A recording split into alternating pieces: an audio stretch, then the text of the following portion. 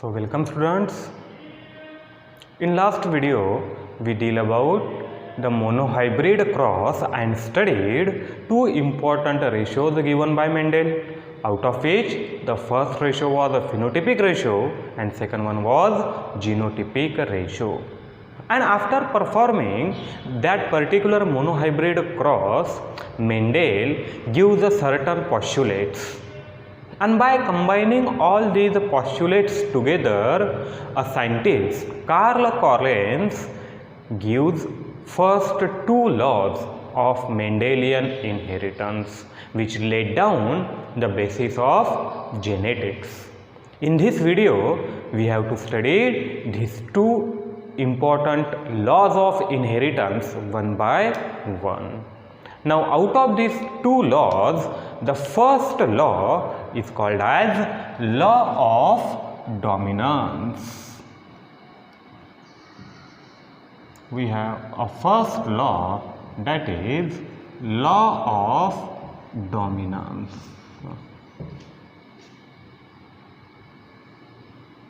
And we know that both of these laws are based upon two different generations that were obtained by Mendel in monohybrid cross. Monohybrid cross में Mendel ने जो भी दो अलग अलग generation obtain किए थे, सबसे पहले ऑब्टेन किया था मेंडेल ने F1 जनरेशन और उसके बाद ऑब्टेन किया था F2 जनरेशन. ये दो अलग अलग जनरेशन पे दो अलग अलग लॉज बेस्ड थे. उनमें से सबसे पहले जो लॉ है वो है law of dominance.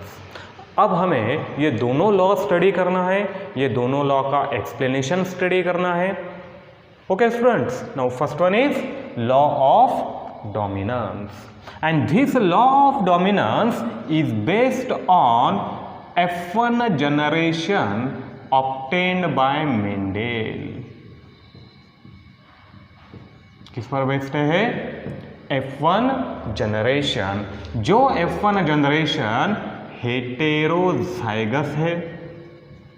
We know that F1 generation in heterozygous, or which is also called as hybrid. ठीक है. अब इस लॉ का अपना एक स्टेटमेंट है जो इस F1 जनरेशन पे बेस्ड है. The statement for law of dominance, it is stated that when two homozygous individuals,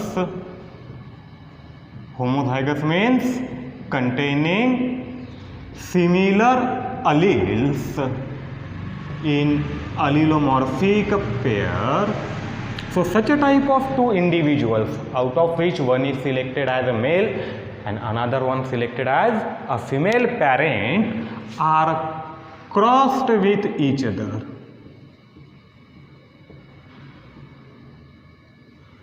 By means of artificial crossing, the process used by Mendel, the character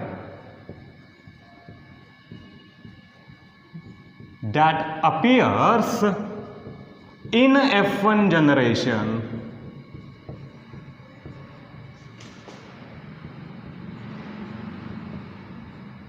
or in F1 hybrid is called as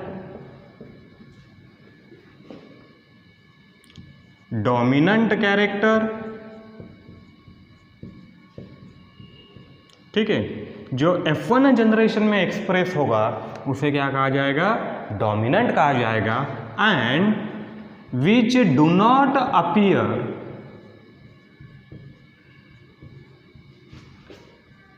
is called as recessive character. So particularly this law is related with the expression of character in F1 generation. ये जो भी law है पहला, Mendel ने जो postulate दिए हैं, इन सभी पॉस्टुलेट्स को कंबाइन करके ये लॉ किसने बनाया है? कार्ल कॉरेंस ने बनाया है. ठीक है. मेंडेल ने लॉ नहीं दिए, मेंडेल ने सिर्फ पॉस्टुलेट्स दिए थे और इन पोस्टुलेट को कंबाइन करने के बाद जो पहला लॉ बना है लॉ ऑफ डोमिनेंस। अब इस लॉ ऑफ डोमिनेंस के लिए कंसिडर किया गया है F1 हाइब्रिड। ये तो उसका स्टेटमेंट है हमारे पास, statement of law of dominance. क्या कहता है law of dominance? When two homozygous individuals or the two pure individuals for a contrasting character और multiple character, चाहे एक हो या एक से ज़्यादा हो, कौन से इंडिविजुअल्स? Homozygous individuals. किसके लिए क्रॉस का एक दूसरे के साथ? Cross for contrasting character. ठीक है,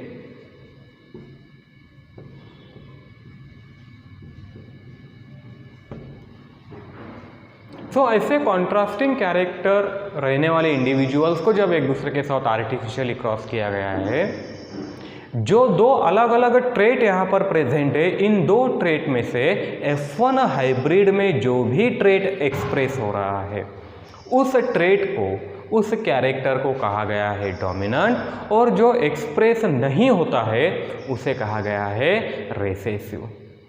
not only for a selected character of height, Mendel ने जितने भी कैरेक्टर लिए थे, total 7 pair of contrasting character, out of those 7 pair 1/2 of character is dominant and another half of character is recessive because due to heterozygous और hybrid condition. ठीक है, अब हम इसका एक्सप्लेनेशन समझेंगे कि ये क्या कहता है। This entire law is totally based upon F1 hybrid। किस चीज के ऊपर बेस्ड है पूरी तरह से? Entirely based on F1 hybrid। So this F1 hybrid किस चीज के लिए ऑब्टेन किया गया है? 7 पेयर ऑफ कॉन्ट्रास्टिंग कैरेक्टर। ठीक है, सिर्फ एक पेयर के लिए नहीं, हमने तो मोनोहाइब्रिड रेशियो या मोनोहाइब्रिड क्रॉस स्टडी करने के लिए बस एक ही कैरेक्टर वहाँ पे देखा है, character of height. Mendel perform this monohybrid cross for all the selected character. जितने भी कैरेक्टर उसने सिलेक्ट किए थे मेंडेल ने, सभी कैरेक्टर के लिए ये मोनोहाइब्रिड क्रॉस परफॉर्म किया है। And in each cross he obtain similar type of result. Her cross में मेंडेल को नियर अबाउट सिमिलर टाइप के रिजल्ट मिले हैं, जिनका ओवरऑल एवरेज फिनोटिपिकली 3:1 आता है, जीनोटिपिकली 1:2:1 आता है। सो इसे कंबाइन करने के बाद ये जो भी F1 हाइब्रिड है for 7 pair of contrasting character. हम एक का ही एग्जांपल लेंगे यहाँ पर, जो हमने स्टडी किया था for the character of height. It contain 2 different type of alleles and both the allele or according to Mendel the factor। क्या यहाँ पर 2 अलग अलग फैक्टर है। अब इनमें से एक फैक्टर कंट्रीब्यूट किया है मेल पेरेंट ने, दूसरा फैक्टर कंट्रीब्यूट किया है फीमेल पेरेंट ने। And according to the assumptions made by Mendel, Mendel ने जो भी अजम्पशन किए थे या जो भी हाइपोथेसिस किया था ये एक्सपेरिमेंट परफॉर्म करने से पहले, हियर दिस पर्टिकुलर फैक्टर और अलील is responsible for that particular trait और कैरेक्टर। तो इसे समझने से पहले आप लोगों की जो भी बेसिक कंसेप्ट है, the concept related with character and the concept related with the trait, ये क्लियर होने चाहिए। क्या कहा था मेंडेल ने इनके बारे में? क्या कहा था मेंडेल ने? Every character is controlled by a pair of factor और अलील। हर कैरेक्टर को कंट्रोल करने के लिए एक पेयर ऑफ फैक्टर होता है या पेयर ऑफ अलील होता है, जिसे कहा गया है अलीलोमॉर्फिक पेयर। सो यहाँ पर भी in F1 generation we have this allelomorphic pair. यहाँ पर एक अलीलोमॉर्फिक पेयर दिखाई दे रहा है हमें, जिस अलीलोमॉर्फिक पेयर में एक अलील या फैक्टर मेल पेरेंट ने कंट्रीब्यूट किया है, दूसरा अलील या फैक्टर फीमेल पेरेंट ने कंट्रीब्यूट किया है, और इसीलिए यहाँ पर कंडीशन बनता है हेटेरोजाइगस। अगर दोनों सिमिलर होते हैं तो इसे कहा गया था होमोजाइगस। अब यहाँ पर ये जो दोनों फैक्टर है या अलील है, दो अलग अलग ट्रेट के लिए रिस्पॉन्सिबल है, जो भी ट्रेट मेंडल ने सिलेक्ट किए थे। Like this capital T is responsible for tallness and this small t is responsible for dwarfness. जहां कैपिटल T टॉलनेस के लिए रिस्पॉन्सिबल है, स्मॉल t डॉर्फनेस के लिए रिस्पॉन्सिबल है, और अगले जनरेशन में ये दोनों के दोनों एक साथ इनहेरिट हुए हैं। अब कैरेक्टर इन दोनों में से किसी एक का ही एक्सप्रेस होगा, क्योंकि प्लांट एक ही वक्त एक ही समय टॉल और डॉर्फ दोनों कैरेक्टर शो नहीं कर सकता। The plant will either express tallness phenotypically और इट विल एक्सप्रेस डॉर्फनेस। ठीक है, फिर इन दोनों में से कोई भी एक ही एक्सप्रेस होगा, जो कि रिजल्ट में मेंडल ने ऑब्टेन किया था। Mendel obtain 100% progeny with only one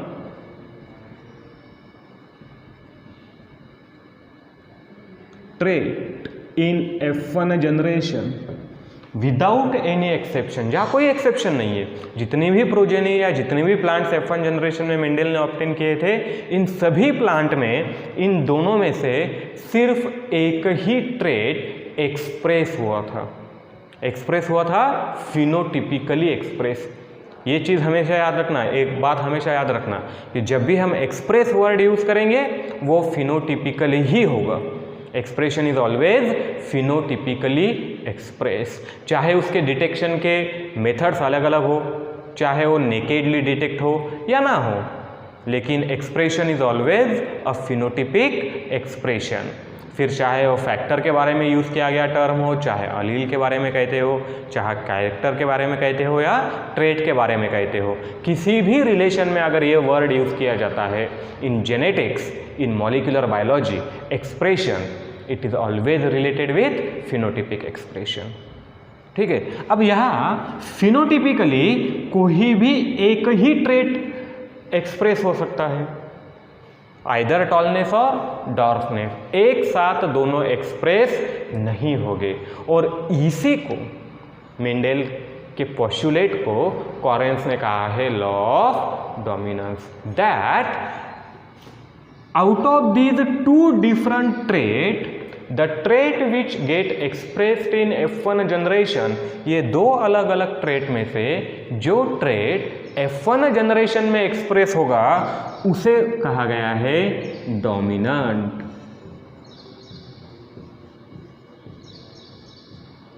और जो एक्सप्रेस नहीं होगा उसे कहा गया है रिसेसिव। ठीक है, so totally this law of dominance is based on expression of a character और अ ट्रेट। किस पर बेस्ड है पूरी तरह से? Expression, the phenomenon of expression, क्या एक्सप्रेस हो रहा है। ये जो दो यहाँ पर अलग अलग ट्रेट प्रेजेंट है, इन दो ट्रेट में से कौन सा ट्रेट एक्सप्रेस हो रहा है, इस पर ये बेस्ड है। जो एक्सप्रेस होगा उसे डोमिनेंट कहा जाएगा, जो एक्सप्रेस नहीं होगा उसे रिसेसिव कहा जाएगा। ठीक है, so we have a expression of only one trait and such a trait is called as dominant trait, और such a trait is due to an allele. यहाँ पर ये टॉलनेस किस वजह से है? दिस टॉलनेस और trait is due to the allele, factor है कैपिटल T। अगर यहाँ डॉर्फनेस भी रहेगा तो किस वजह से रहेगा? इस अलील की वजह से रहेगा, इस फैक्टर की वजह से रहेगा। कोई भी ट्रेट एक्सप्रेस होने के लिए फैक्टर रिस्पॉन्सिबल है, अलील रिस्पॉन्सिबल है। तो अगर हम कैरेक्टर को डोमिनेंट या रिसेसिव कहते हैं, हम पर्टिकुलर ट्रेट को डोमिनेंट या रिसेसिव कहते हैं, इसका मतलब जिस वजह से ये कैरेक्टर और ट्रेट प्रेजेंट है वो भी डोमिनेंट या रिसेसिव होगा। So depend on the fact, that particular fact of expression, we have this term related directly with the character. एकदम ब्रॉडली अगर इसे अप्लाई किया जाए तो अप्लाई करेंगे हम इसे कैरेक्टर पर, देन ऑन ट्रेट। कैसे कहेंगे इसे? That for a character of height a trait of tallness is dominant over a trait of dwarfness, क्योंकि यह दोनों ट्रेट के अलील एक साथ प्रेजेंट हैं। ओके, होमोजाइगस कंडीशन में तो दोनों अलील सिमिलर है, आइदर कैपिटल टी और स्मॉल टी, लेकिन इस कंडीशन में दोनों एक साथ प्रेजेंट है लेकिन एक साथ एक्सप्रेस नहीं होंगे। Either dominant that is capital T express हो रहा है या फिर स्मॉल टी एक्सप्रेस होगा। जो एक्सप्रेस होगा उसी का ट्रेट हमें फिनोटिपिकली दिखाई देगा, वही कैरेक्टर हमें फिनोटिपिकली दिखाए। तो here dominant on the basis of expression, character dominant है, ट्रेट डोमिनेंट है, और इन दोनों के लिए रिस्पॉन्सिबल कौन है? तो अलील रिस्पॉन्सिबल है, फैक्टर रिस्पॉन्सिबल है। So it will also applicable for factor और अलील। उसी तरह से अगर हम इसे डोमिनेंट के लिए अप्लाई कर रहे हैं तो यही सेम अप्लाई किया जाएगा फॉर रिसेसिव। अगर कोई कैरेक्टर एक्सप्रेस नहीं हो रहा है, ठीक है, दो अलग अलग कैरेक्टर है, एक कैरेक्टर एक्सप्रेस नहीं हो रहा है, तो जो कैरेक्टर एक्सप्रेस नहीं होगा इट इज अनदर टर्म, क्या कहा गया है इसे? सप्रेस्ड।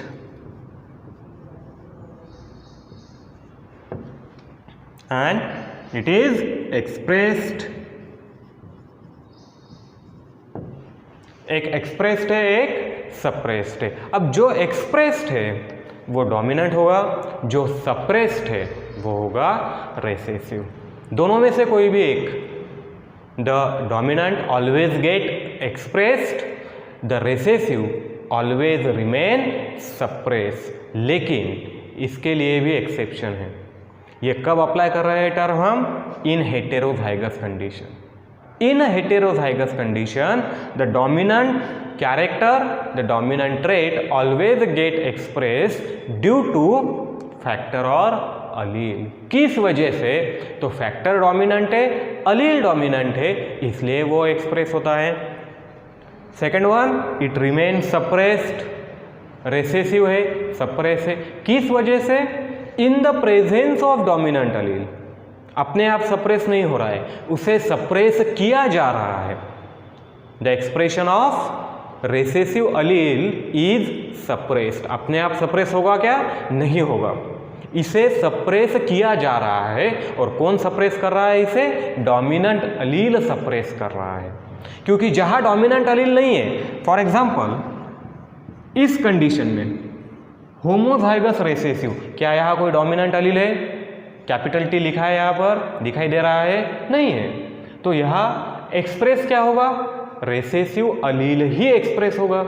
इसीलिए इसे हमने कहा था होमोजाइगस रिसेसिव। ओके, तो यहाँ दो चीज़ें होती है, दो चीज़ें हमें क्लियरली समझ में आती है कि रिसेसिव अलील तभी एक्सप्रेस होगा जब वो होमोजाइगस कंडीशन में है। अगर हेटेरोजाइगस कंडीशन में कोई भी रिसेसिव अलील प्रेजेंट है, चाहे कैरेक्टर कोई भी हो, चाहे ट्रेट कोई भी हो, in the presence of dominant Aleel recessive Aleel is always suppressed. और ऐसा क्यों होता है कि डोमिनेंट अलील के प्रेजेंस में रिसेसिव अलील हमेशा सप्रेस रहेगा? It is due to the ability of factor और अलील। ये उस अलील की एबिलिटी है that dominant allele suppress the expression of recessive allele. Dominant अलील जब खुद प्रेजेंट है तो दूसरा अलील सेम कैरेक्टर के लिए जो रिस्पॉन्सिबल है उसे कभी भी एक्सप्रेस नहीं होने देगा. Okay, so here we have a short interaction between two allele. अगर इस F1 हेटेरोजाइगस को स्लाइटली या मॉडिफाई करके अगर देखा जाए तो हमें क्या दिखाई देता है, यहाँ हमें इन दो अलील के बीच में एक स्पेसिफिक इंटरैक्शन दिखाई देता है. इसे हम कहेंगे डोमिनेंट रेसेसिव इंटरैक्शन.